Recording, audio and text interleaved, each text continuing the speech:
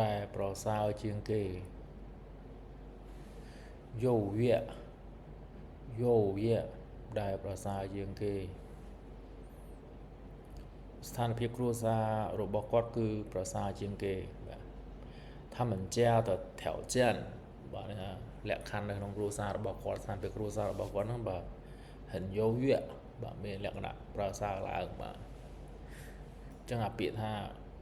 ល្អប្រសើរហ្នឹងវាអាស្រ័យទៅលើមនុស្សផ្សេងគ្នាទេបាទអ្នកខ្លះ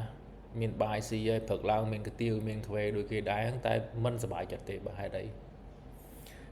បាទមិនសប្បាយចិត្តហ្នឹងដោយសារចិត្តហ្នឹងវាលោភលន់បាទអ្នកខ្លះអត់ទេបាទព្រឹកឡើងគេស៊ីតែបាយកកគេធ្វើកម្មករសំណងកម្មកររោងចក្រក៏គេនៅតែសប្បាយចិត្តដែរបាទ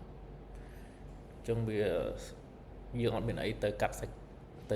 ក្តីទេបាទសំខាន់គឺមនុស្សម្នាក់ហ្នឹងក៏ត្រូវដើរគេហៅថា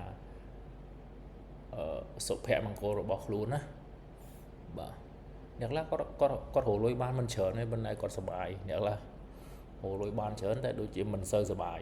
បាទអញ្ចឹងវាអាស្រ័យទៅលើការបាទយល់ឃើញរបស់មនុស្សម្នាក់បាទ